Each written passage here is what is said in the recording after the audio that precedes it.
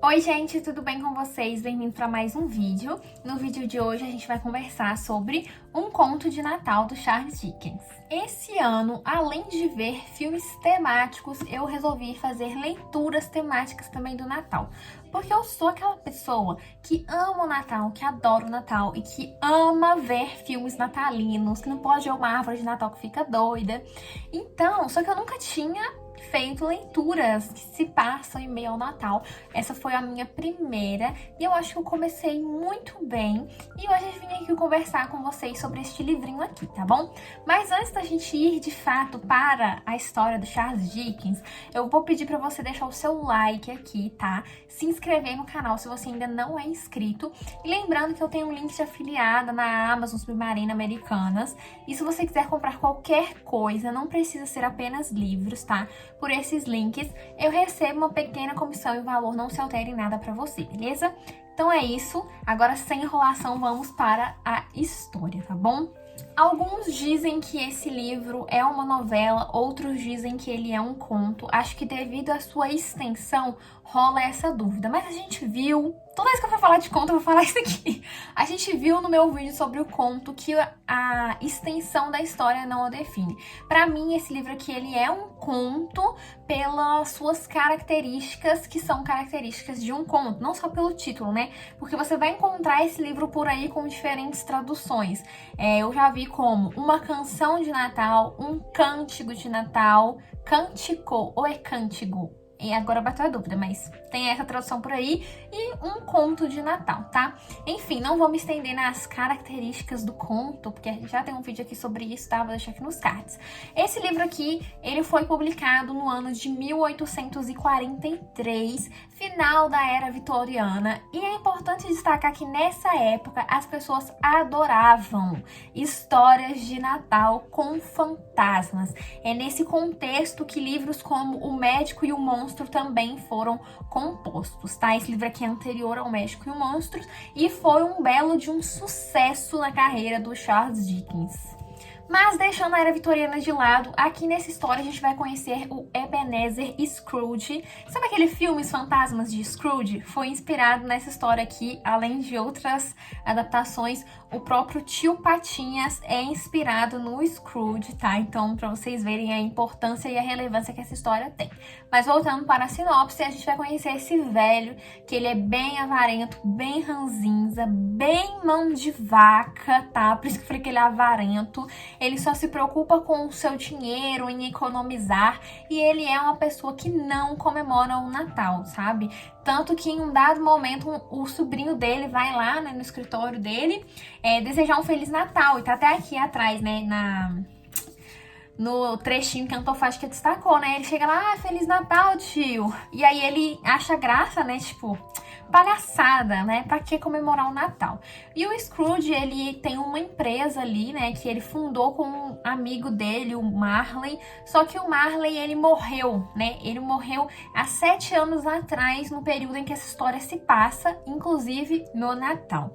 Então o Scrooge, ele não comemora o Natal, ele é bem ranzinza e ele já tá bem velho. Até que em um dado momento ali no dia, na véspera de Natal, se eu não me engano, ele vai receber a visita do fantasma do amigo dele. E esse amigo vai dizer pra ele assim: olha só, Scrooge, a situação pra você não tá muito boa, tá? Mas eu tô aqui intercedendo no seu favor e você vai receber a visita de 3 fantasmas, tá? Porque você tem a chance de mudar e não passar o pós-vida como eu, né? Porque o Marley, ele era uma pessoa bem parecida com o Scrooge, né? Então, por isso que eles se deram bem, porque os dois tinham meio que assim, personalidades parecidas, né? Então, o Marley chega lá pro Scrooge e fala: ó, depois que eu morri aqui, ó, eu não tive descanso, só que você vai ter um futuro parecido se você continuar nesse caminho. E aí, o Scrooge vai receber a visita desses 3 fantasmas, além do Marley, obviamente. Então, ele vai receber a visita do Natal passado, do Natal presente e do Natal futuro. E esses fantasmas vão mostrar para o Scrooge momentos na vida dele, principalmente momentos no Natal, né? Obviamente, e levar o Scrooge a refletir sobre a pessoa que ele tem sido e o que vai ser dele se ele continuar aí do jeito que ele tá, né? Então, assim, é bem aquela coisa, bem vibe reflexão de fim de ano, de você pensar em você, ou voltar assim para si, pensar quem você foi e ajudar o próximo. Então tem essa vibe aqui no livro, tá? Mas não vou falar mais porque, né, é um conto, é um livro relativamente curto, né?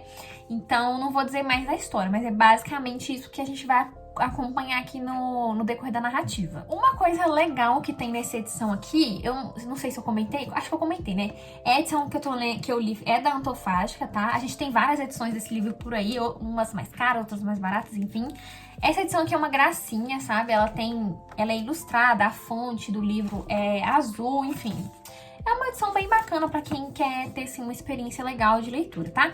Mas a coisa legal que eu ia falar é que, ao final, a gente tem uma nota do tradutor comentando algumas questões e algumas escolhas que ele fez. Por quê, gente? O Charles Dickens, ele faz aqui uma coisa com o nome das personagens. Então, o nome delas não são nomes escolhidos à toa. Eles têm um significado, eles têm um sentido ali. E aí o tradutor comenta sobre não traduzir esses nomes. Por exemplo, igual Ebenezer Scrooge para Ebenezer Morrinha. Não faria tanto sentido, né? Então ele manteve os nomes no original, porque esses nomes, eles têm um significado, e eu vou comentar com vocês quais são, de alguns. Não vou falar de todos, não. Então aqui, ó, na página 270, ele começa explicando sobre isso, né? Então ele fala primeiro sobre o nome do nosso protagonista, né? Que é o Ebenezer Scrooge. Porque além de ter esse som duro e seco no nome, Ebenezer, que é um nome bíblico, aliás, o sobrenome Scrooge, ele vai remeter às palavras como scourge. Eu não sei falar, gente, meu inglês é ruim, tá? Que seria algo como flagelo, açoite, e a outra, eu vou deixar passando na tela, tá? Porque, enfim, a pronúncia pra mim vai parecer a mesma coisa. Mas a outra palavra é um verbo obsoleto que o sinônimo é de apertar e espremer. Então, assim, são ambas referências a esse caráter hostil que a personagem tem. Então, o nome, ele dá um símbolo, assim, para a própria característica. Outro nome também muito significativo é do funcionário do Scrooge, tá? Ele vai ter um funcionário ali, coitado, que não vai receber muito bem, enfim, vai trabalhar igual um burro, que se chama Bob Cratchit, algo assim do tipo. E o Bob, o nome Bob, é uma gíria que significa um xelim. E aí, em dado momento da narrativa, o Charles Dickens faz até um trocadilho aí com o nome, né? Que o Bob, ele recebe apenas 15 cópias do seu nome. Então, assim, tem isso, né? E aí, o nome das personagens é sinônimo das características, das suas particularidades. Isso é muito legal. Os autores, nessa época, eles tinham esse costume de fazer isso com obras satíricas e fantásticas. Então, aqui, Charles Dickens está fazendo uma sátira a essa sociedade voltada para o consumo. Se eu não me engano, tinha acabado de acontecer a Revolução Industrial, algo do tipo assim. Posso estar viajando, mas eu li isso em algum lugar. Então ele está fazendo essa crítica às pessoas que detêm muito dinheiro, que não ajudam o próximo, que são como o Scrooge. Outro autor que fez isso foi o H.G. Wells em O Homem Invisível. Tem resenha aqui. Ele também faz isso com essa questão dos nomes. Os nomes ali têm muito significado. Tanto o nome dos personagens quanto o nome de lugares lá. Então, é bem legal isso também. Outro ponto legal aqui com relação à narrativa em si é que o Scrooge, ele é esse personagem que só pensa em economizar. E aí o texto, o narrador, que eu vou falar dele também, que ele é um narrador assim meio peculiar assim, é que ele não poupa descrições, meio que pra ir contra o Scrooge, pra mostrar que o Scrooge ele não tá tendo atitudes legais. E o narrador, gente, falando sobre ele é um narrador que está no futuro, se eu não estiver viajando, ele está no futuro, um narrador onisciente que sabe das coisas, e ele é um narrador intruso, tá? Ele é um narrador que ele dá opiniões, ele se mexe na história, e ele não tipo assim, ele tá contando pelo ponto de de vista do Scrooge, o que tá acontecendo com ele ali, mas ele dá opiniões e justamente acho que para reforçar esse caráter da sátira e de uma lição de moral. Esse livro aqui ele é bem aquele, sabe os contos de fadas, quando você chega lá no fim e tem um trechinho com uma lição de moral? Esse livro não vai ter isso, mas o livro inteiro, ele é uma lição de moral. O narrador, ele tá se intrometendo ali, dando opiniões justamente para reforçar que aquele comportamento do Scrooge não é o ideal, não é o esperado, principalmente quando a gente pensa na época. E aí a gente entra nessa questão da moral e do Natal cristão, tá? Que a gente vai ter essa moral cristã mesmo, de pensar no outro, né? Aquela coisa de ser irmão, enfim. Eu não sou pessoa muito qualificada para comentar sobre isso. Mas aqui esse livro ele vai se voltar para isso, de no final você aprender algo com essa obra, sabe? Eu senti isso aqui com esse livro. E outra coisa legal que tem aqui é em um dos textos de apoio, que agora eu não lembro se era o primeiro ou se era o segundo, ele conta que até certo período da história o Natal, ele foi proibido. Sério, gente. Houve um momento em que as pessoas eram proibidas de comemorar o Natal. E aí as pessoas tinham que, né, cear, fazer essa comemoração de forma clandestina. Imagina você comprando um peru pra fazer a sua ceia de forma clandestina, sem dar pinta de que você tá indo comemorar o Natal. Pois é. E eu acho que, eu não lembro direitinho o contexto, mas isso tá ligado a, por se tratar de de um feriado, né, uma comemoração católica, então tinha essas questões aí em certo período do tempo. O Natal foi proibido, gente. Olha só que louco. Enfim, gente, era isso que eu tinha pra comentar sobre essa história. Eu gostei bastante, sabe? O filme, Os Fantasmas de Scrooge, é um filme que meio que marcou a minha infância, porque a primeira vez que eu assisti ele, sei lá, eu era criança, tava na casa da minha avó, assim, lá na época que as pessoas começaram a assinar Sky, e aí eu tava assistindo lá pelo Disney, né? Que tinha Disney XD, enfim, várias coisas.